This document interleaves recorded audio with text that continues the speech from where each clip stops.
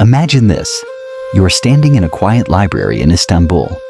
The year is 1929. Dust hangs in the air, and an archivist carefully opens an old bundle of maps, parchment yellowed by centuries. And then, there it is. A map that should not exist. It looks old, hand-drawn with delicate ink lines and strange inscriptions in Ottoman Turkish. But what it shows is something impossible. This isn't just any map. This is the Piri Reis Map. A map drawn in 1513, over 500 years ago. At first glance, it looks like an ordinary nautical chart, showing parts of the world known at the time. Europe, Africa, maybe even the tip of South America. But then, your eyes drift south, far south, and what you see makes your jaw drop. Because this 16th century map seems to show a continent that was supposedly undiscovered for another 300 years.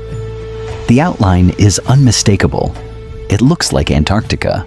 But here's the real shock: Antarctica without ice. How could a man in 1513, long before modern exploration, satellites, or even telescopes strong enough to map coastlines, possibly draw something like this? How could he know about a frozen continent buried under 2 kilometers of ice, a land humans wouldn't even see until 1820? Was it just coincidence? A lucky mistake? Or did Piri Reis have access to knowledge long forgotten? Knowledge from a lost civilization? Or perhaps something not of this world? Tonight, we unravel one of the greatest cartographic mysteries in history. The map that shouldn't exist. The Piri Reis Map.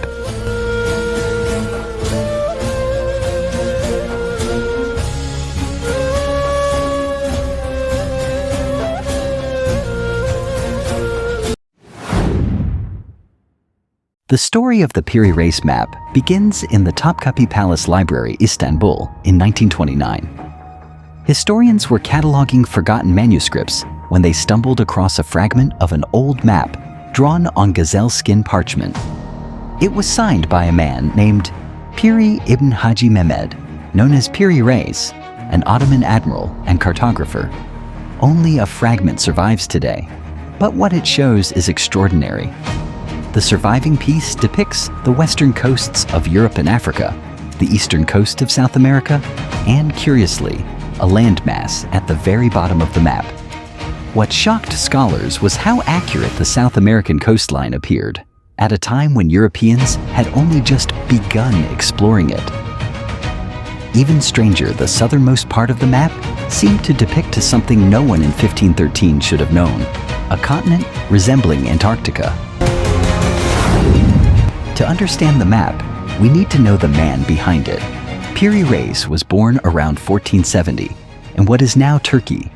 His uncle was the famous pirate and Admiral Kemal Reis, who introduced him to the world of navigation and seafaring. By his 20s, Piri was sailing the Mediterranean, raiding ships and studying charts. Unlike most sailors of his day, Piri had a deep passion not just for exploration, but for cartography, the art of mapmaking. He collected maps obsessively. Whenever he captured a ship, he would search for charts. He gathered portolan maps, old navigation charts, and even rumors from sailors.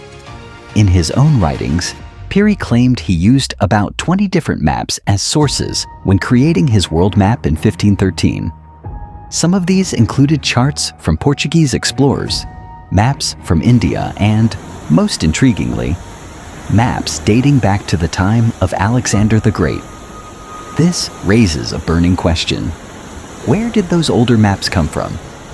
Piri himself admitted he based his work on ancient sources no longer available to us. Did he, unknowingly, preserve knowledge that had been passed down through forgotten civilizations? At first, scholars thought the Piri Reis Map was just another early world chart, but closer inspection revealed 3 shocking details. Accuracy of South America. The map shows the east coast of South America in surprising detail. Remember, in 1513, Europeans had only just begun mapping Brazil. Yet Piri's coastline appears almost modern. connection to Antarctica. At the bottom of the map lies a landmass stretching eastward. Many believe this is Antarctica, but not the frozen one we know. Instead, it seems to show the continent's true coastline beneath the ice. No ice coverage. If it really is Antarctica, then the map suggests its coast was known at a time when it wasn't covered by ice. But mainstream science tells us Antarctica has been frozen for millions of years. So, how could this be? The mystery deepens. This is where the Piri Reis Map enters legend. In 1960, U.S. Air Force Captain Harold Z. Ohlmeyer examined the map. His conclusion stunned researchers. He wrote, "The geographical detail shown in the lower part of the map agrees very remarkably with the results of the seismic profile made across the top of the Queen Maud Land by the Swedish-British-Norwegian expedition of 1949. This indicates the coastline had been mapped before it was covered by the ice cap." In other words, this 1513 map seemed to match scientific surveys of Antarctica's subglacial coast, which were only confirmed in the 20th century with modern technology. If this was true, then whoever made the original source maps must have lived in a time when Antarctica was ice-free. But here's the problem. According to geology, the last time Antarctica's coasts were ice-free was at least 6,000 years ago. Some say much longer. That would mean some ancient civilization had mapped the world with an accuracy we could only achieve with airplanes or satellites. Could it be that an advanced civilization existed thousands of years before recorded history? A civilization capable of global navigation? Some suggest Atlantis. Others claim survivors of a lost culture passed down this knowledge, eventually reaching Piri Reis through copied maps. Of course, skeptics argue otherwise. They say the supposed Antarctica is simply a distorted South America, stretched by the limitations of medieval cartography. But if you compare the outlines, the resemblance is uncanny. The question remains: accident or evidence of something we cannot explain? Today, the Piri Reis Map sits in the Topkapi Palace Museum in Istanbul, Turkey. Visitors stare at it behind glass, trying to comprehend its implications. Is it just a strange accident of history? Or is it the last surviving clue of a world far older, far more advanced than we dare imagine? Every time we look at it, we are forced to ask uncomfortable questions. How much do we really know about our past? What have we forgotten?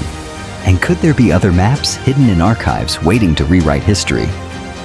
The Piri Reis Map remains one of history's great riddles. A parchment that whispers of forgotten worlds, a map that should not exist.